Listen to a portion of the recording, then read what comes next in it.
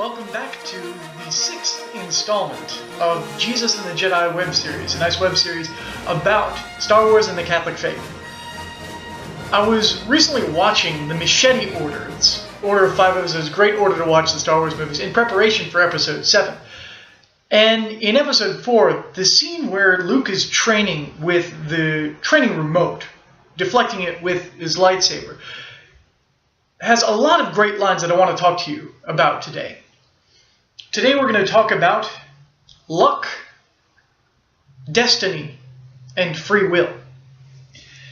So in this scene, Luke is trying to deflect blaster bolts coming from this training remote, and he's failing quite miserably. And Han mocks him with a great line. Han's got some great lines in this scene. He says, "Hokey religions and ancient weapons are no match for a good blaster at your side, kid." And Luke asks him, "Han, you don't really believe in the Force, do you?" And I said, "Listen, kid, I've seen a lot of stuff. Flown from one end of the galaxy to another. And I haven't seen anything to make me believe there's this one all-powerful force controlling everything." Ben says to try it one more time, but trust your feelings. Try to tap into the Force. So he gives him that helmet with the opaque blast shield. And he concentrates, he lets himself go into the Force, and he picks up 3 blaster bolts right in a row. Han says, "I call that luck." And Obi-Wan answers, "In my experience, there's no such thing as luck." This is what I want to talk to you about today. This seeming contradiction between the all-powerful, all-knowing, all-directing Force, which, as we've seen in previous episodes, we see this in a twofold dimension of both God and God's grace working in the world. And, human free will and action, which seems to be a major part of our experience in this world. So, we go back to God, we go back to the Force, we go back to the things that has made everything, that holds everything together, that binds everything in being, that's the source of all goodness, that created everything. And if there's something that created space and time, one, it was there before space and time. So God is outside of space and time. Another aspect that's important is whatever is created has to be existent in God in some way. Let me give you an example. If I am going to teach somebody something about, say, Star Wars, I have to know about Star Wars in order to impart that knowledge. If I want to give something a certain shape, I have to have the ability to give that certain shape, so I have to have that shape in my mind in some way. In the same way, when God creates, God, as we established in previous episodes, God creates and sustains the existence of all things. He has to have those perfections in some way in himself.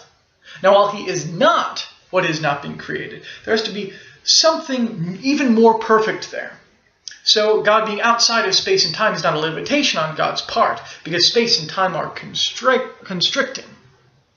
But God is outside of space and time. Here it's important because there are things that know in the universe, like us. We're engaging in an activity of knowledge right now. So when God creates the existences of everything, gives the perfections to all the things in the universe, he has, in an infinite and unlimited way, those perfections that he gives, because you can't give what you don't have. Remember, God is continuously sustaining all things.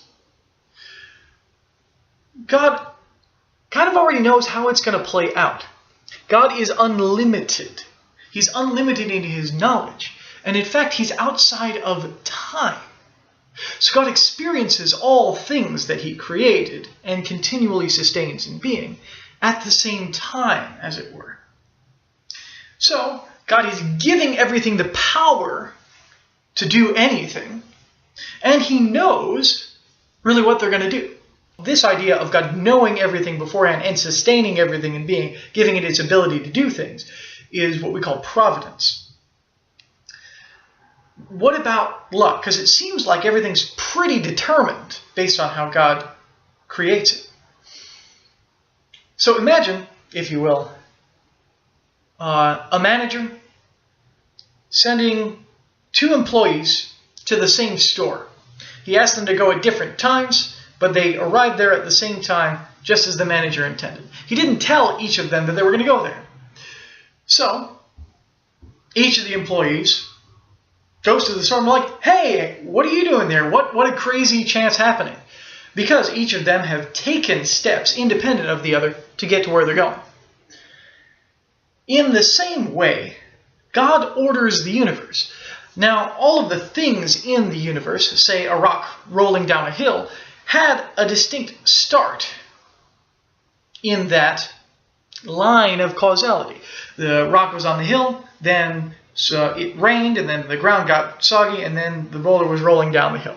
Cool. At the same time, a rabbit comes popping along the road, just like he started that day because he was going attracted to where he was going to get his food.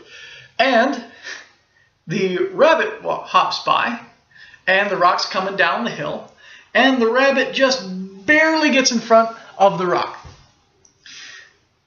You can see that this is an element of chance, that rabbit could have done something else, or that the ground could have gone some other way.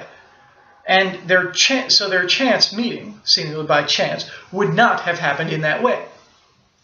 But we can look back in each of the chains of causality and see this is why this happened, this is why it's happened. So this is a line that continues on its own. We can see the causes that led to this. And we can see that the way things happen, it had to go this way. Same thing with the other chain of causality.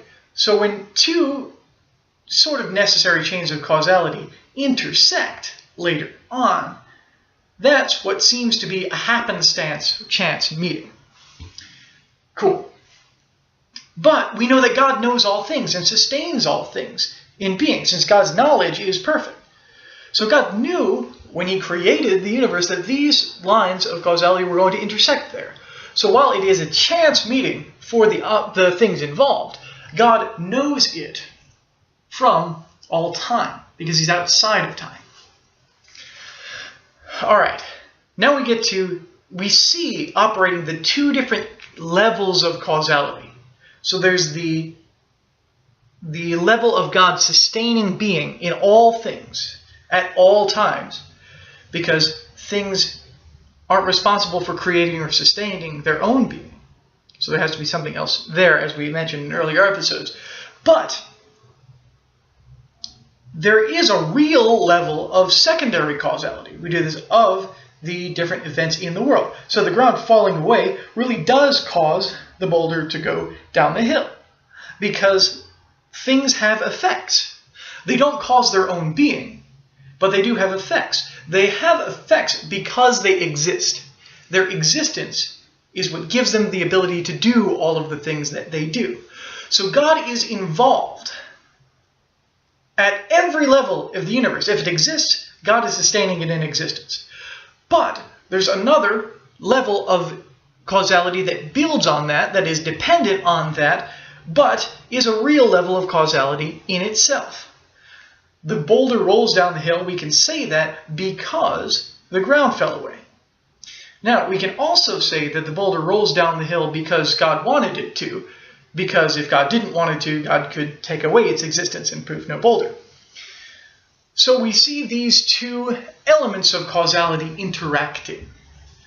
And we see that God set up the universe in such a way that the laws of nature are this way, that things are this way, and natural events continue in fairly predictable fashion. All right, what does this mean for us, for free will? Are we determined by the force? Or is there an element of free will here? If God knows what we're going to do before we do it, then how can we have free will? God knows what we're going to do. It seems that what we're going to do is already set in stone. It seems like God is causing us to do what we are going to do. Not so fast. Just as in the example of the rabbit and the rock, we can see that God allows us and gives us the ability to do things. But some things God has willed in the universe to be contingent. Let me unpack that. He has given certain beings in the universe the ability to choose freely. Us. Things that can know, that can ponder, can deliberate, and choose among different options. So we, thinking beings, we rational beings, have a freedom. And here's the reconciliation of these 2 points. God sees what we're going to do before we do it. Because God's outside of space and time. Applying time words to God is a thing that we probably shouldn't do. But God has willed from all eternity the consequences of our freely chosen actions. If we do this, then this will happen. But if we pick the other option, then something else will happen. God sees the choices that we freely make. He does not cause us to make the choices that we make. He gives us the ability to choose good from evil, left from right, right from wrong, and we act on that freedom that we are given. So our freedom is a gift from God that we use. So, if you go through life and think, I don't see anything that makes me think some all-powerful force is controlling my actions. You're right and you're wrong. You don't see anything happening because you can't see your own existence. But we can see that God has foreseen and planned for the decisions that you make. He does not force you to make decisions. He gives you the freedom to do that. But since He has foreseen all things that happen, we can see His guiding hand. We can see the invitation of the will of the force, as it were, that this is the right path. Walk it. Subtle nudges here and there. Sometimes is more explicit than others. But we always have the opportunity to say no, because God has willed that our choices be contingent. As we talked about in the first episode, God's grace can work powerful things in our lives, up to and including, perhaps, I should hope, the ability to deflect blaster bolts with your eyes closed. But when it comes down to our free choices, they are exactly that. They're gifts from God, because our very existence is a gift from God. But when it all comes down to it, there's no such thing as luck. For all things have been ordained and foreseen by the Most High, by the will of the force. It's this beautiful picture of the real drama of human free will, because our choices really do have consequences. We really do affect the universe. It matters what we choose. But also being able to trust that the all-powerful, the almighty, and the all-perfect has a plan for whatever we do choose. So, in our experience, there can be no such thing as luck. This has been the 6th episode of Jesus and the Jedi. I'm Eddie Lazari. Enjoy episode 7, and His grace will be with you, always.